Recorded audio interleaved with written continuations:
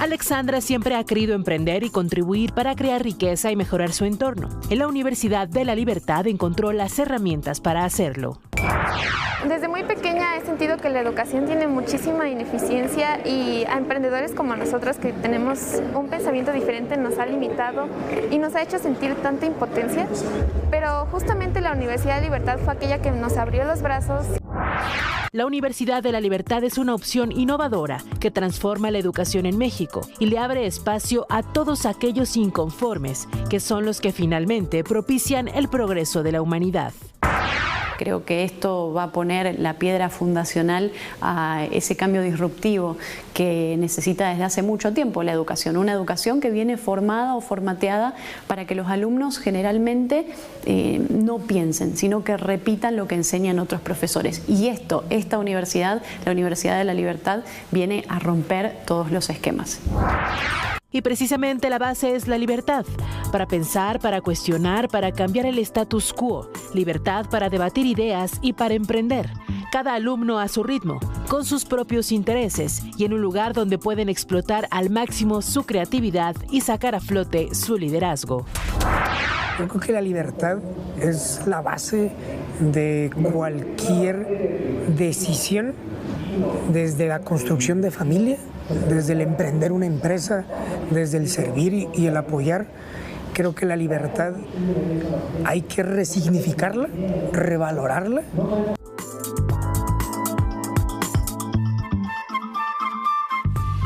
Bueno, ya estamos aquí en la mesa y me da mucho gusto compartirla esta noche con Pablo Villosa. José Luis, muy buenas noches. El maestro Gabriel Díaz. Sí, José Luis, muy buenas noches. Y Oscar Rivas, bienvenido. José Luis, muchas gracias.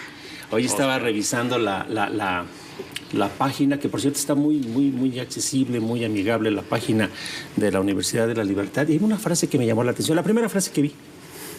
Inconformes que piensan con libertad. No en libertad, con libertad. ¿Cómo podemos entender esto? ¿Cuál es el propósito de esa frase? Bien, yo iniciaría entendiendo que gran parte del desarrollo innovador en este siglo tiene mucho que ver con personas, seres humanos que están cuestionando su realidad. La verdad es que debemos entender que este mundo está lleno de muchos problemas sociales, políticos, culturales. Y pues como decía Steve Jobs, ¿no? El mundo es de los que quieren cambiarlo.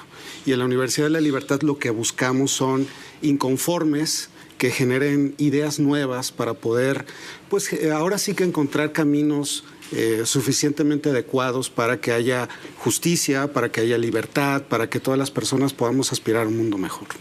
Bueno, sin embargo, por lo que acabamos de ver en la nota previa y lo que hemos podido platicar contigo mismo, Óscar, en otros momentos, pues es un replanteamiento del modelo educativo. Creo que eso es lo que más está llamando positivamente la atención, el modelo, maestro.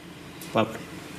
Bueno, sí, el modelo es importantísimo, pero un piloto tiene que saber a dónde llegar, no solamente tiene que saber manejar el avión, ¿no? Entonces, el modelo, el sistema que se lleva es muy innovador, pero siempre supeditado a lo que menciona Óscar, a esta idea de buscar un mundo con mayor prosperidad y con mayor libertad. En cuanto al modelo educativo, tenemos una asociación con Minerva University, que es una de las universidades más innovadoras del mundo, que sigue el modelo del Flipped Classroom, que se conoce esto como que los alumnos hacen un trabajo previo a la clase y en la clase se dedica a discutir, a conversar sobre lo que han estudiado ya previamente los chicos, y todo esto en un ambiente de trabajo maravilloso, en unas instalaciones de primerísimo mundo, y usando también las nuevas tecnologías, usando las computadoras, comunicándose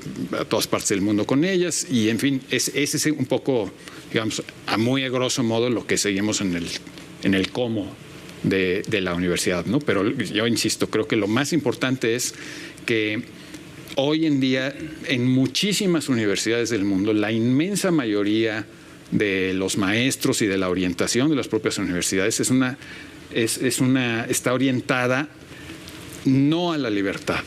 Y eso ha tenido enormes consecuencias. Bueno, vemos lo que está pasando en el mundo, nada más basta con ver lo que pasa en el debate presidencial de Estados Unidos y en muchísimos otros países, incluido el nuestro, para darnos cuenta de que es necesario revalorizar a la libertad, que está en riesgo como nunca antes en decenas de años. Maestro, usted ha hablado aquí mismo en esta mesa de lo importante que es defender la libertad, y creo que en una casa de estudios, en una academia, esto es un valor que bien se agradece, porque no es común, no es común. Sí, en efecto, la libertad como un valor intrínseco del ser humano, no un derecho que se otorga, sino un valor con el que nace el individuo, y que en tal sentido solamente tiene que ser reconocido, no concedido por parte de ninguna autoridad. Los individuos somos libres por naturaleza, pero en todas partes los hemos encontrado, como dice Rousseau, oprimidos, ¿no? Y la generación de conocimiento no ha sido la excepción.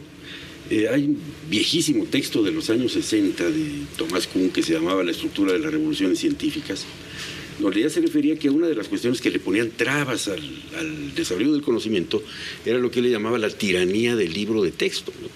O la tiranía de un conjunto de profesores que, según ellos, son los dueños de la verdad y tienen que iniciar a los alumnos a que militen en ese paradigma y que no se salgan de ese, ¿no? No, y él decía, no, el conocimiento no se desarrolla por acumulación, se desarrolla de manera revolucionaria, se desarrolla por rupturas, es decir, por aquellos que en un momento dado desafían ese paradigma, ¿no? Y otro elemento fundamental que yo veo muy presente en el espíritu y en el currículum de la Universidad de la Libertad es justamente la innovación. Yo creo que eso se sabe desde la época del economista Schumpeter, ¿no? Si no atendemos a la innovación, cualquier forma que tú intentes de seguir un camino de desarrollo no se va a lograr. Tienes que innovar. Ahora, hoy escribía Luis Villoro, me llamó mucho la atención en su columna, que desde que los mayas inventaron el cero, México llega tarde a las demás innovaciones. Entonces, no somos capaces de generar ciencia básica precisamente porque no existe esa libertad, ¿no? Dejar a los alumnos, dejar a los muchachos, dejar a las personas que libremente asocien ideas, libremente se hagan asesorar. El paradigma que tenemos es que el maestro con el libro de texto enseña, y lo que hay en la Universidad de la Libertad es todo lo contrario. Es una cuestión de acompañamiento, ¿sí? No de tiranía del profesor, de acompañamiento al educando en este caso, y de que se conecte con los demás. Hay una cuestión muy interesante, que hay profesores que no son profesores en el sentido estricto de la palabra, sino que son empresarios exitosos, es decir, que ya comprobaron su eficacia y son los que comparten su conocimiento con los alumnos, de tal manera que yo creo que es una experiencia que hay que darle en mucho sentido la bienvenida, porque en efecto, y además de exaltar la libertad en la consecución del conocimiento, también la libertad como un valor cívico, ¿no? Porque sin libertad no se puede generar prosperidad incluyente. Quiero retomar, maestro, eso que acaba de señalar. Es cierto, hay muchos profesores, buenos profesores, pero en la academia, pero digamos administradores que dan cátedra, pero nunca han administrado en la vida real. Y lo podemos ver en muchas disciplinas que han desarrollado una vida académica y que han formado a profesionistas, pero que están alejados de la realidad. José Luis, yo quisiera retomar esta idea, ¿no? La verdad es que las universidades están en crisis. Y la realidad es que están en crisis porque los contenidos que enseñaban como exclusivos, pues ahora están disponibles en YouTube. Hay tutoriales para cualquier cosa, ¿no? Si quiero aprender a programar, ya tengo una inteligencia artificial que me da un código, ya tengo hasta aplicaciones que me enseñan cómo hacer aplicaciones. Entonces, la disrupción tecnológica significa que pues las universidades ahora ¿qué enseñan? Y la verdad es que por otro lado también vemos que muchas de las empresas están viendo una crisis de las capacidades, de las habilidades que puede tener, digamos, el mercado laboral. Tenemos, desafortunadamente, y los datos de la OCDE no lo dejan mentir, México ocupa los últimos lugares en matemáticas, en lectura, en comprensión del mismo idioma español. Somos el último país con un nivel medio aceptable de inglés, que evidentemente no puedes dejar de hablar en este contexto global. Entonces, la Universidad de la Libertad entendió eso y, sobre todo, rescata la idea de que para poder generar conocimiento tienes que entenderlo no como digamos, no almacenando datos sin sentido, sino los seres humanos debemos de tener la capacidad de hacer conexiones entre diferentes ideas y datos, ¿no? Entonces, por ejemplo, en la Universidad de la Libertad vemos 3 áreas. La primera tiene que ver con negocios, que es ver contabilidad, habilidades duras. No puedes hacer una empresa si no entiendes datos financieros. Segundo, habilidades básicas. No puedes hacer una empresa si no tienes la capacidad de expresarte claramente, tanto por escrito como de manera hablada. Y finalmente, el área en la que... hacer equipos, etc. Exactamente. No puedes, digamos, hacer una empresa si no sabes ser un líder. Y finalmente la última área, que es el área de ideas. Esto es importante porque una de las cosas que las universidades recientemente han olvidado es entender y explicar los contextos. Las empresas no se hacen espontáneamente en una isla desierta. Tienen que comprender contextos históricos, filosóficos, políticos. Hoy ChatGPT te hace lo que quieras. Entonces, ¿cuál es la relevancia del ser humano? ¿No? Esa es una pregunta que dejo en el aire porque en la universidad lo hemos entendido. Se trata de ser personalidades, emprendedores altamente creativos. ¿Qué sigue? ¿Qué le falta al mundo?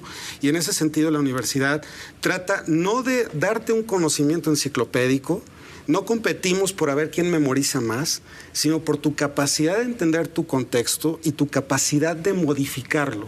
Pero en esa modificación, en ese entendimiento de que puedes hacer un cambio, también generar prosperidad, como decía Pablo. O sea, se trata de que las empresas tengan también conciencia de su efecto. Buenos empleos implica gente que está haciendo bien su trabajo, que digamos empresas que tienen conciencia ecológica, por ejemplo, inclusión en términos de las minorías que pues tiene una sociedad. Y eso es lo que buscamos en la universidad. Estudiantes, emprendedores que vean a la tecnología como una herramienta, pero sobre todo su capacidad de análisis de la realidad les permita transformarlo.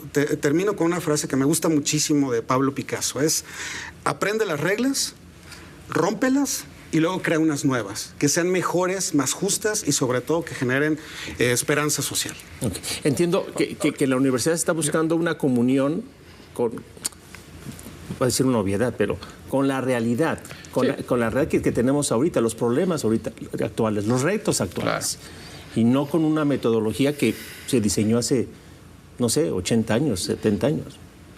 Bueno, eso tiene que ver con la pregunta anterior que le formulabas, porque me gustó mucho el comentario de Oscar, pero no respondimos a eso que tú preguntabas antes. Yo creo que en efecto a lo largo de los años sí ha habido un problema en que la academia ha creado su propio mundo y se ha aislado del mundo real. Y entonces se generan incluso lo que hoy se llaman opiniones de lujo, ¿no? Que son las opiniones por las que no pagas ninguna consecuencia y que solamente están señalando que ocupas un lugar importante en la academia. Y este aislamiento de la academia se debe pues a que la universidad hace su propio mundo. Y a veces la tendencia ha sido que ese mundo se ha separado demasiado del mundo real. El empresario o el innovador no puede separarse del mundo real porque día a día la realidad le está diciendo si sus clientes están comprando o no están comprando. Es decir, como empresario no puedes aislarte porque realmente la realidad te está hablando todo el tiempo. ¿Sí? Tus clientes te están hablando todo el tiempo. Y ahí esa retroalimentación te la da la realidad. En las academias, desgraciadamente, no hay esa retroalimentación porque el mundo académico tiende a formar personas que van a dedicarse al mundo académico y entonces nunca hay una retroalimentación con lo que pasa afuera. Y entonces se generan muchísimos tipos de estudios que solo tienen valor académico para la academia y para ascender en el escalafón de las academias. Es un problema en general de las academias en el mundo, ¿no? Y ha habido casos hasta escandalosos como los que han mostrado Alan Sokal o Peter Boghossian hace no mucho tiempo, donde publican estudios completamente ridículos que las revistas académicas publican como si fueran serios y que están llenos de tontería y media. Pero bueno, me he apartado un poco para criticar a la academia. Volviendo a la Universidad de la Libertad, pues sí, es muy importante. Si uno ve nada más, no sé si se puede consultar en la página, pero solamente ver la cantidad de speakers que han acudido a la universidad en los últimos meses. Empresarios con potencia en muchísimos países a nivel internacional, global, ejecutivos de primerísimo nivel, no solo de Grupo Salinas, sino de muchísimos otros grupos empresariales, intelectuales de primer orden, no solo mexicanos, sino también de muchos otros países. Realmente es increíble la calidad de los speakers que continuamente están yendo a la universidad para que la Universidad de la Libertad no puede darse ese lujo de encerrarse en sí misma. Tenemos que estar siempre mirando la realidad, lo que pasa afuera del mundo académico, afuera del mundo universitario. Los protagonistas. Agregaría a lo que dices que en México hay más estudios de pobreza que pobres, ¿no? La academia se ha olvidado de entender cómo generar prosperidad, cómo generar riqueza incluyente, y eso es únicamente a través de una figura, el emprendedor como generador de ideas nuevas que pueden modificar una realidad social determinada. Y darle valor a los demás, darles cosas que las demás personas realmente quieran. Sí, tuvieron la presencia de doña Cayetana Álvarez de Toledo, que hizo unas preguntas verdaderamente muy provocadoras a los muchachos, y ella es una parlamentaria española destacada. Entonces, yo fíjense que estudié en una universidad medieval. Fue fundada en 1452, fíjense ustedes, ¿no? Mi título está en latín, y aparte empieza Omnibus ad litteras visuri, es decir, sepan cuantos oís, que aquí está el maestro Díaz, ¿no? Sin embargo, hacía una combinación interesante. Los ingenieros aeronáuticos tenían un túnel de viento de la fábrica Rolls-Royce ahí. Ellos lo fabricaron, ellos se lo vendían a Rolls-Royce. Los electricistas tenían una subestación dentro de la universidad que la operaban ellos, la componían, la innovaban, la volvían a hacer, etcétera, etcétera. Era una combinación muy exitosa entre el mundo real de los negocios o de las necesidades con lo que estaban aprendiendo los muchachos, ¿no? Y yo creo que este paso que se da en crear un ambiente en donde también uno de los lemas que me gustó es piensa libre, en primer lugar, ¿no? Porque si no caímos en la idea de esta universidad medieval donde hay un claustro de profesores cuya opinión es inapelable y que fabrican una serie de iniciados, más que provocar inquietudes en ellos, los están endoctrinando en ciertos paradigmas que ellos consideran como verdades irrefutables. Y de ahí no pasan so pena de desafiar abiertamente, de una manera revolucionaria, al solemne profesor que les está dictando cátedra, ¿no? Acá no. Acá es un ambiente en el que todos contribuyen comunitariamente, por así decirlo, a la elaboración del conocimiento. Se analizan los desafíos, se ven los obstáculos, y solamente ahí puede aparecer algo nuevo, algo que rompa, algo disruptivo, ¿no?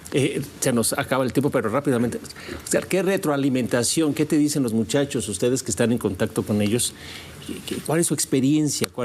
¿Cómo se han replanteado su futuro inmediato?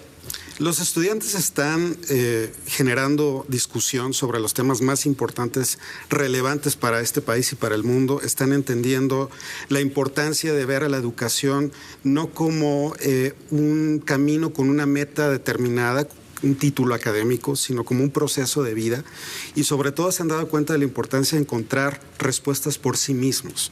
Es lo que el maestro Gabriel decía, al final de cuentas nosotros los maestros, facilitadores que estamos, entre ellos Pablo, que nos hace el gran honor de estar en la universidad, no damos respuestas, provocamos preguntas, porque al final de cuentas eso es el camino de un ser humano. Y concluiría con esto, en este país requerimos generadores de riqueza, no solamente estudiosos de la pobreza. Y en la Universidad de la Libertad, para todos los estudiantes que nos están escuchando y viendo, los invitamos para que puedan sumarse a este proceso. Muchísimas gracias. Gracias, Pablo. Maestro, un gusto como siempre. Oscar, con ustedes el tiempo se va más rápido. Es una pena. Gracias a usted que nos acompañó en esta República MX. Después de la pausa, Jorge Fernández Meléndez y Viviana Brisazo en Todo Personal. Ya el lunes ya estará aquí Manuel López San Martín. Gracias. Buen fin de semana. Gracias.